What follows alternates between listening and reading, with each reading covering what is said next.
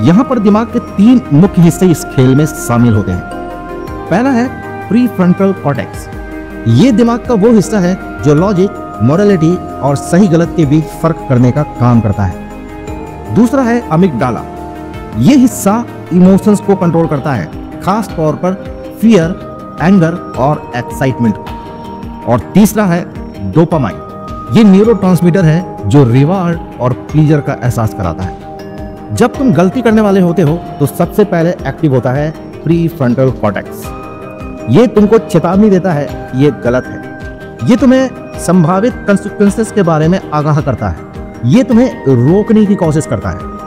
लेकिन तभी अमिगडाला जाग जाता है। अमिगडाला कहता है, अरे इसमें क्या बड़ी बात है। अमिगडाला तुमको खतरे और डर के बावजूद आगे बढ़ने के लिए उकसाता है। ये वही पल होता है जब थ्रिल महसूस होता है। अब एंट्री होती है तीसरे खिलाड़ी की, जिसका नाम है डोपामाइन। जब तुम गलती करते हो और बच जाते हो तो डोपामाइन रिलीज होता है।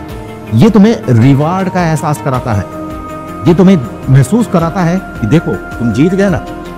दिमाग इसे एक पॉजिटिव अनुभव की तरह दर्ज कर लेता है। अब इसे कुछ इस तरह से समझो। प्रीफ्रंटल कॉर्टेक्स कहता है, रुक जाओ, ये गलत है। तभी अमिगडाला कहता है, कोई नहीं, कर डालो।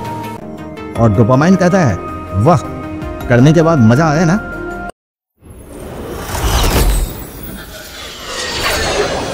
हम गलत काम जानते बूझते हुए करते हैं, जबकि हमें पता होता है कि ये गलत है।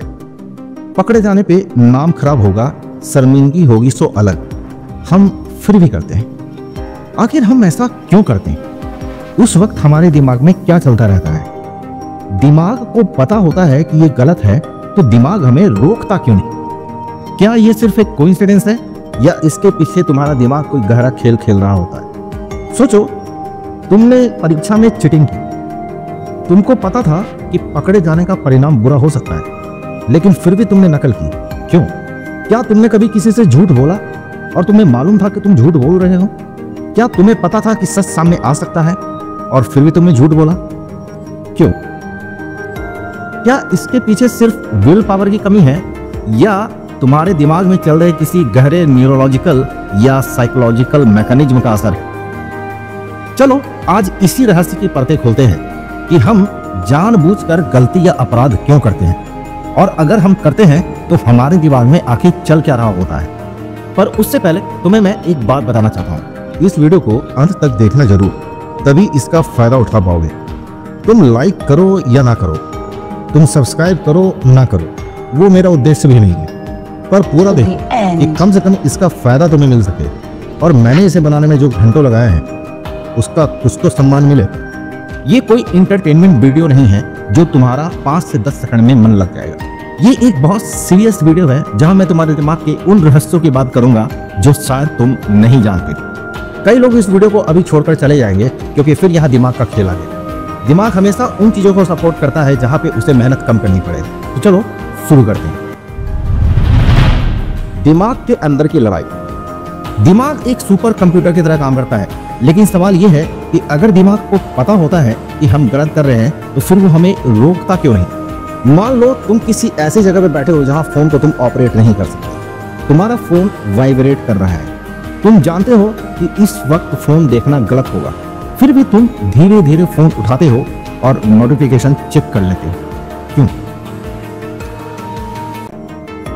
यहां पर दिमाग के 3 मुख्य हिस्से इस खेल में शामिल होते हैं। पहला है प्रीफ्रंटल कॉर्टेक्स। ये दिमाग का वो हिस्सा है जो लॉजिक, मोरालिटी और सही गलत के बीच फर्क करने का काम करता है। दूसरा है अमिगडाला। ये हिस्सा इमोशंस को कंट्रोल करता है, खास तौर पर फियर, एंगर और एक्साइटमेंट। और तीसरा है डोपामाइन। ये न्यूरोट्रांसमीटर है जो रिवार्ड और प्लीजर का एहसास कराता है। जब तुम गलती करने वाले होते हो तो सबसे पहले एक्टिव होता है प्रीफ्रंटल कॉर्टेक्स। ये तुमको चेतावनी देता है ये गलत है। ये तुम्हें संभावित कंसिक्वेंसेस के बारे में आगाह करता है। ये तुम्हें रोकने की कोशिश करता है।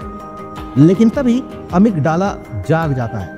अमिगडाला कहता है, अरे इसमें क्या बड़ी बात है।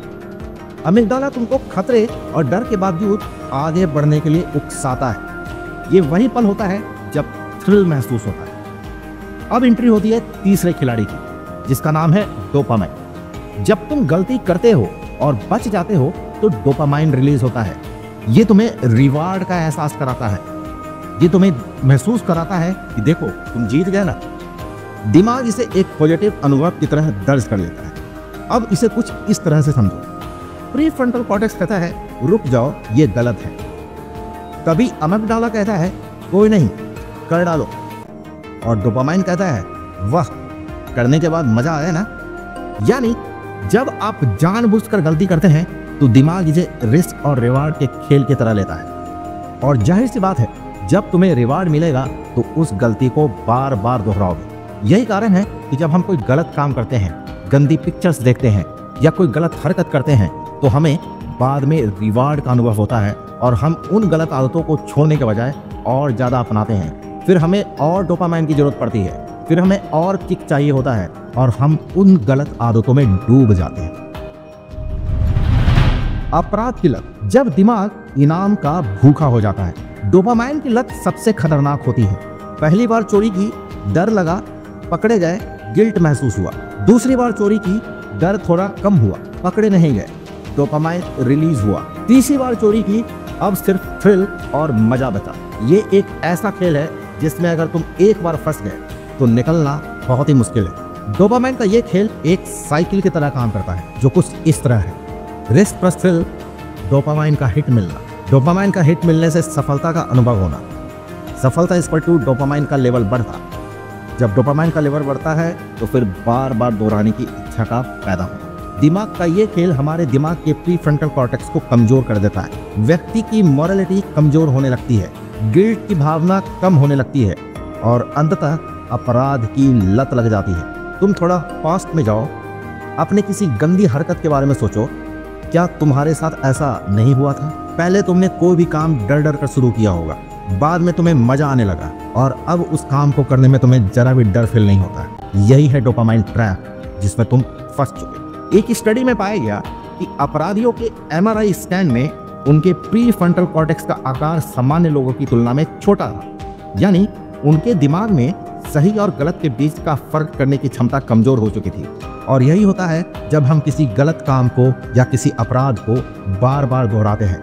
हमारा प्रीफ्रंटल कॉर्टेक्स जो हमें इन कामों से रोकता है धीरे धीरे कमजोर होने लगता है और डोपामाइन हिट बढ़ने लगती है और फिर बाद में अपराध करने में मजा आने लगता है और हम उस सिलसिला को दोहराते जाते हैं। अपराध के बाद की मानसिक स्थिति, गिल्ट वर्सेस प्लेजर की जंग। अब सोचो, तुमने जानबूझकर कोई अपराध किया। अपराध करने के बाद तुमको कैसा महसूस होगा? मैं तुम्हें समझाता हूं। दिमाग के अंदर इस वक्त दो खिलाड़ी आमने सामने खड़े होते हैं, प्रीफ्रंटल कॉर्टेक्स और डोपामाइन। प्रीफ्रंटल कॉर्टेक्स कहता है ये गलत था, डोपामाइन कहता है अबे छोड़, मजा आया ना। सीरियल किलर्स के मामले में यह पाया गया कि हत्या के बाद उन्हें खुशी महसूस होती थी। उनके दिमाग में डोपामाइन का लेवल नॉर्मल से ज्यादा होता था और यही अधिकतर अपराधी के साथ होता है। इवन गंदी पिक्चर देखने के बाद तुम्हारे मन में जो फीलिंग आती है वो भी कुछ इसी तरह की होती है। जब तुम देखते हो उसके बाद सुकून का अनुभव करते हो, हालांकि वो एक गलत हरकत है बट फिर भी तुम्हें अच्छा फील होता है। क्यों?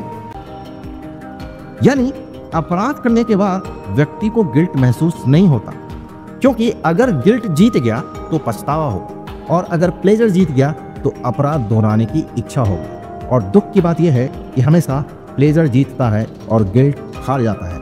यही कारण है कि हम अपने गलत हरकतों को नहीं बदल पाते हैं। हमें फील होता है कि जो हम कर रहे हैं वो गलत है, पर उसके मुकाबले हमारा प्लेजर उससे बड़ा होता है और फिर हम उस काम को दोहराने लगते हैं। थोड़ी देर शांत बैठकर अपने बारे में सोचो, जब तुम कोई गलत हरकत करते हो तो तुम्हें कैसा महसूस होता है? तुम्हें पता होता है कि ये गलत है बट फिर भी दोहराते हो, क्यों? अपराध से निकलने का रास्ता, अपने दिमाग को फिर से कंट्रोल में लाना। अब सवाल यह है कि अगर डोपामाइन का जाल इतना गहरा है तो क्या इससे निकला जा सकता है? हाँ, बिल्कुल निकला जा सकता है, लेकिन इसके लिए दिमाग की केमिस्ट्री, ब्रेन केमिस्ट्री को रीसेट करनी है। अब सोचो, अगर तुम्हारे दिमाग ने गलत काम को इनाम के रूप में दर्ज कर लिया है तो इसका मतलब है दिमाग को एक नया इनाम देना होगा और ये इनाम उससे बड़ा होना चाहिए। उसे यह सिखाना होगा कि असली इनाम तब मिलता है जब आप सही काम करते हो।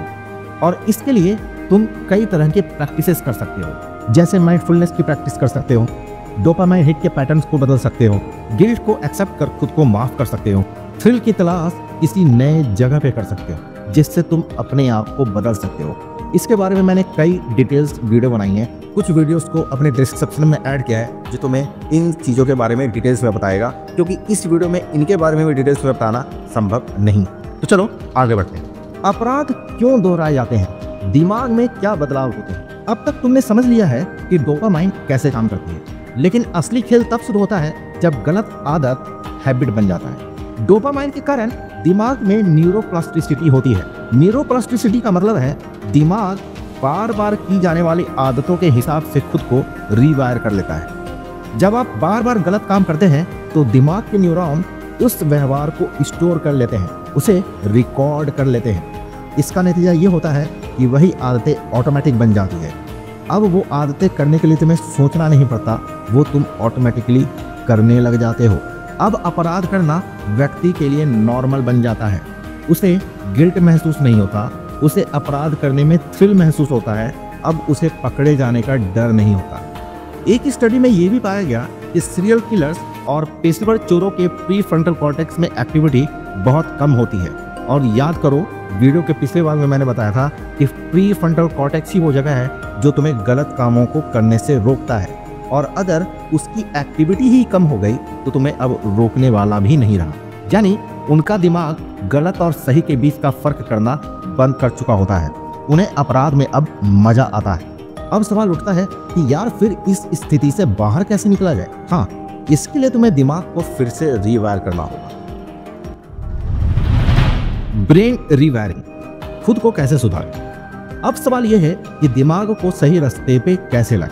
जैसा मैंने तुम्हें पहले बताया, माइंडफुलनेस का अभ्यास करो, सकारात्मक आदतें डालो, थ्रिल की तलाश सही जगह पे करो, गलती को स्वीकार करो, उससे सीखो, सेल्फ कंट्रोल को बढ़ाओ। जब तुम बार बार सही काम करोगे तो तुम्हारे दिमाग उसे भी इनाम के रूप में दर्ज करेगा। डोपामाइन हिट मिलेगी, सही काम करना तुम्हारी आदत बन जाएगी और दिमाग का पैटर्न भी बदल जाएगा। ध्यान रखो, गलती से सीखना जरूरी है, लेकिन गलती को दोहराना खतरनाक है। तुम्हारा दिमाग तुम्हारा दुश्मन नहीं है, बस उसे सही दिशा में चलाने की जरूरत है। जब तुम सही रास्तों पे चलोगे तो डोपामाइन, जो तुम्हारी अब तक कमजोरी थी, तुम्हारी ताकत बन जाएगी। मैं इस वीडियो का यही अंत करना चाहूँगा। अगर तुम दिमाग को रीवायर करना चाहते हो या दिमाग को कैसे हम रीसेट कर सकते हैं, इसके बारे में मैंने कई वीडियो बनाई हैं, जिसका डिटेल्स तुम्हें डिस्क्रिप्शन में मिल जाएगा। इस वीडियो से अगर तुम्हें कुछ सीखने को मिला है और अगर ये बातें तुम्हारे दिमाग और दिल को छू गई है तो इस चैनल को सब्सक्राइब जरूर करना, वीडियो को लाइक करना, ताकि हमें पता चले कि तुम्हें ये कंटेंट पसंद आए। मेरी हर वीडियो मेरे काफ़ी मेहनत के बाद बनती है। मैं कभी भी वीडियो वायरल होने के लिए नहीं बनाता, मैं कुछ वैल्यू ऐड करने के लिए बनाता हूँ। मेरे व्यूज़ कम है, फिर भी मैं रेगुलर वीडियो डालता हूँ, क्योंकि मुझे लगता है being a trainer, being a educator, this is my duty. इस वीडियो को अपने परिवार और दोस्तों के साथ शेयर जरूर करना। ये नॉलेज जितने लोगों तक पहुँचेगा उतना ही ज़्यादा लोगों को फ़ायदा होगा। और हाँ, बेल आइकन को जरूर दबाना, ताकि मेरे नए वीडियो के बारे में तुम्हें जल्द से जल्द पता चल जाए। और हाँ, वीडियो अंत तक देखने के लिए तुम्हारा बहुत बहुत धन्यवाद।